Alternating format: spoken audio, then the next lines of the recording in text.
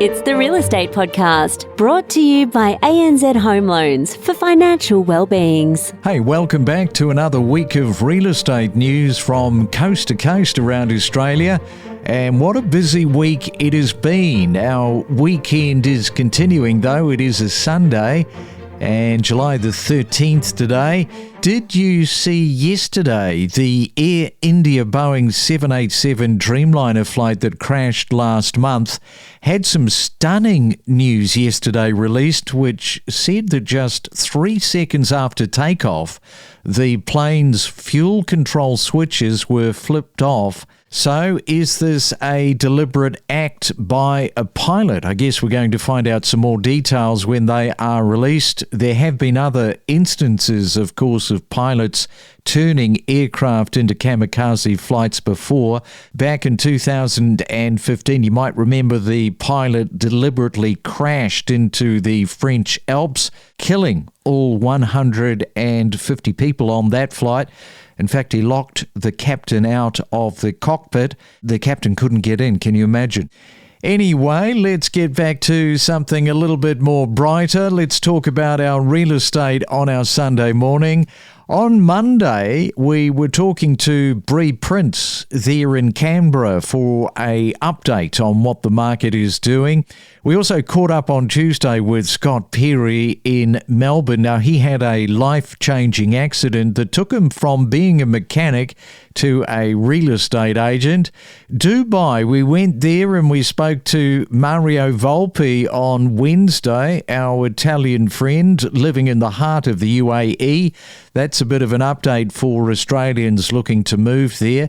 And we also spoke this week to Leanne Pilkington, who is the current president of the Real Estate Institute of Australia. We talked, of course, about the RBA decision, and half who thought that it was great that there was no movement, and the other half who said that it was crazy that the needle did not move. So all of that is coming up next. Grab your weekly dose of inspiration to help build a real estate portfolio. We talk to the best in the business every day. Learn from the professionals and know your property with us. Canberra's market, fair to say, is a steady market and also probably a subdued market. Buyers can expect gradual price appreciation, consistent rent growth in Canberra, and relatively balanced supply-demand dynamics. It remains, I think, a solid low volatility market when you look at some other markets, although it does lack the momentum of faster growing cities. But there, in all of that, probably lies the opportunities for people to look right now at Canberra. Look, absolutely. We are quite stable. You know, we don't necessarily get the highs of your Sydney and Melbourne markets, but we also don't necessarily get the lows. The last couple of years since the pandemic have been quite interesting here. But what we're finding at the moment is that there is some really good buying opportunity within the market because some of those markets have come down slightly. So it is slightly subdued at the moment. But it really comes down to what a particular person's strategy is in the market at the moment. You know, if they are looking to sell to buy, then, you know, generally speaking, yes, their property price might be slightly subdued, but they're also going to be buying in a market that's exactly, you know, that's subdued as well. So there's a lot of opportunity for what we're seeing at the moment, upsizing, upgrading, people jumping from certain price points because the top end of the market has come down more in Canberra than some of your entry-level areas at the moment.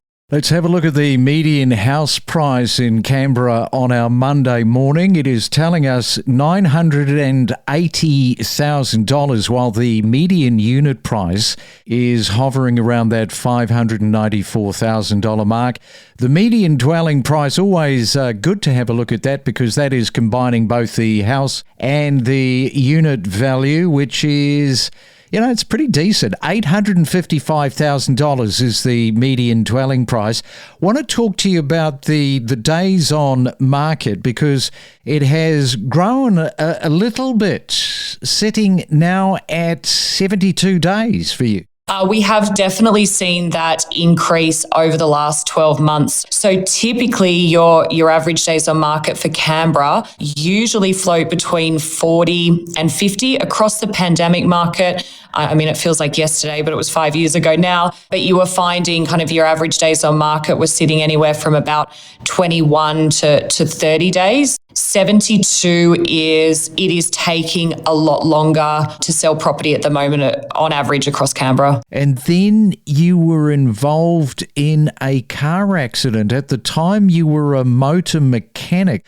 What happened after that saw you get into real estate? Obviously, the accident was a bit of a surprise. I was the fittest of my life at the time, which I think helped a lot of the injuries and the recoveries afterwards. But I certainly had to rethink my life and what I was going to be doing. Bending over a bonnet wasn't going to be an option with so many lifelong injuries. I had breakfast with a friend, then went home and sat down and realised what I was doing every day, which was watching property shows. During the career consultation with them, done a quick test, and it actually did come up as either sales or management. Should have been my next move. Yeah, from there, the TAC really helped me with training to get my agent's rep. After that, got myself a job with a small independent in the local area here, and within 3 years, I had my own office and never looked back. You know, that is a great story on so many different levels. What you missed out, because you told me off air, was you had a newborn as well. You were playing rugby, which is part of the reason why you were the fittest that you've been. That is such a curveball. There's so many things going on, having moved out to Australia, but the ability to sort of switch it up, that's what it's all about. That's what life is all about. Sometimes, we've got to reinvent ourselves every 10 plus years. This was forced upon you. The fact that you were, as you say in your own words, watching a lot of property shows, bit of a no-brainer in the end. It was. The accident was a rear ender, and it was literally the kick up the backside that I needed. I wasn't really that happy being a mechanic, and I'd always been looking for something else to do. Such a negative thing to happen to you, the best way to approach it is to look positively. So I took it as a new opportunity and an opportunity to change and try and improve. And I noticed myself change as well, my personality change. Real estate really does mold you and make you a stronger person. You've got to be sort of mouldable, though, to sort of start off with. Some people, they get boxed in and there's no ability to change. Clearly, you had to change because of your situation. And as you say, it does sort of change the mindset, and you look at things completely different through a new lens, because that's what's basically happened. Right, let's kick on with what happened. You got into real estate. You also became an auctioneer. Do you enjoy being an auctioneer? I do. I don't feel like we have enough auctions here in the west of Melbourne. It's definitely a big auction market on the eastern side. I was lucky enough to be coached by Phil DeFegley, and he's very good at setting you up for everyday auctions on the street where you're dealing with lots of different personalities. But the excitement of an auction is amazing, and often the results and the smiles on your vendors' faces. But I wish I could do more. It's probably a 50-50 mix at the moment. Right, let's now go to Dubai for a little bit of an update for those Australians moving to Dubai to make a whole brand new lifestyle for themselves. And there may be a few more on their way out the back door after yesterday's RBA decision. As we move into the second half of 2025, we're getting a clearer picture of just how strong the Dubai real estate momentum has been, especially when you look at the Q2 numbers. They are showing impressive growth across all key asset classes. So Mario Volpi is back with us from Dubai. And Mario, let's walk through the sales performance and some of these top performing areas in Dubai to help our Australian audience understand what is driving the market right now. Well, there's definitely a lot to go through, Craig. So let's start with sales. First half of this year saw an increase of 40%. That's close to $89 billion achieved, which translates to 98,603 property sales. This growth was fueled by record-breaking second quarter, which saw 53,118 transactions. That was worth around 184 billion dirhams. And that was a 25% increase compared to the previous high of 147.2 billion dirhams in Q4 of 2024. And that was 5.39 increase in transactions as well. The breakdown in the asset classes were plot sales hit 32.2 billion dirhams from 1,384 deals. That was up 49% year on year. The villa sales were 66.5 billion dirhams from just over 10,000 deals. That was up 38.3% year on year. And apartment sales were 81.6 billion dirhams. That was up 18.7% year on year. So let's have a look at the top performing areas. Where are those, Mario? So in Q2, JVC came out on top with 4,930 transactions. Second was Business Bay, that did 3,143. Al Yalayis 1, which is areas like Damak Lagoons, Mira Oasis, for example, they came in at 2,867 transactions. Wadi Al Safa, or basically Dubai Land, was next with 2,483, and Dubai South came in at 2,248 transactions. In Q2, the most expensive property sold was actually a tip plot on Palm Jumeirah that sold for 365 million dirhams. And off-plan sales accounted for 66% of the market and 34% from the secondary market. And the most popular price brackets was in the sort of 1 to 2 million category with 32% share. That's fairly obvious, really, being it's one of the lowest. Under 1 million came in next with 26% share, and the 2 to 3 million bracket was third with 17% share of the market. Don't navigate the real estate market alone. Let us help guide you in the world of real estate every day. Make better informed decisions with the latest news and insights. But I want some of your reaction to what you thought about Tuesday's RBA decision that was handed down by Michelle Bullock that did take, I think, many people by surprise. Yep, me included. Most of us thought, the market had baked in a fall. Most of the economists were looking for a fall. So I think it surprised most of us. She did say, though, that it's not about the direction, it's about the timing. They just sort of seem to want to slow things down and potentially will look at a fall at the next meeting in August. Yes, all eyes are going to be on August for sure. And if there's no cut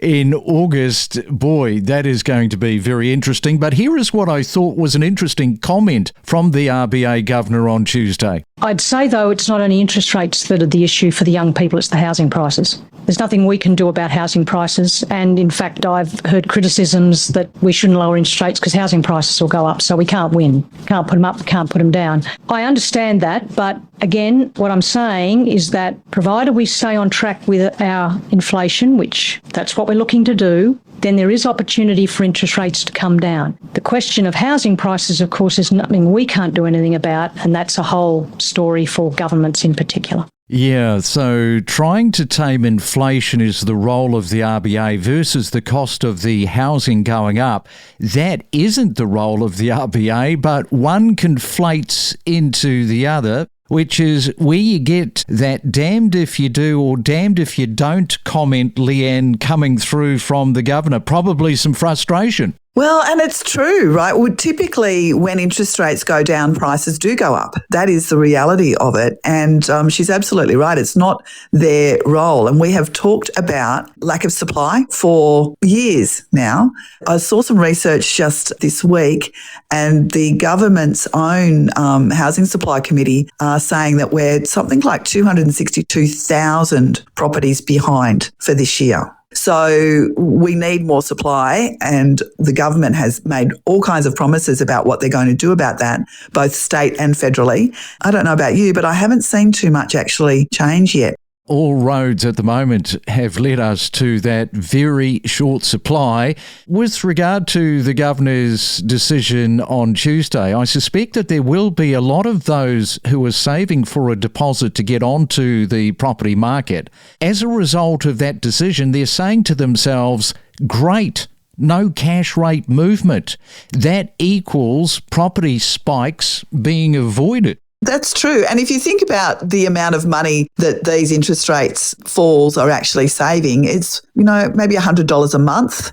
It's not a huge amount of money. What it does do, though, is give confidence to people that all of the increases are over, that they can feel comfortable when they're borrowing money, that they're not going to be facing hikes. So it's really a confidence play. Yes, the extra money is nice, but a small decrease doesn't make a massive difference to most people. Some of the content, you just put your head into your hands and say, why? Why are you doing that? Oh, I couldn't agree more. I shake my head. That's a very long conversation we could have around that. I don't think people really think about the outcome that they're trying to achieve, or the outcome is just, I want to get my face out there, and they think that that's going to help their brand. And sometimes it does, but sometimes it does so much damage. I wish people would really think through the decisions before they actually post. Your friends, if you're one of these agents that is constantly doing the selfies and doing some of these crazy videos, I should say that comedy, when it comes to real estate, that is such a fine line to walk. You've really sort of got to be on or off there. Most of the time it bombs. But your friends are not going to say, hey, what you're doing is a little bit naff on your social media channels. People won't say it to anybody, so they're really not getting the feedback that they need. So true. And it's also, word feedback is also really interesting. Instead of asking for feedback after say I give a presentation, I don't ask for feedback afterwards. I say, can you give me some advice on how you think I could improve that for next time? And when people are asked for advice, they're much more willing to actually share what you might do next time rather than what you didn't do very well this time. We connect you to the best real estate information across Australia. The Real Estate Podcast.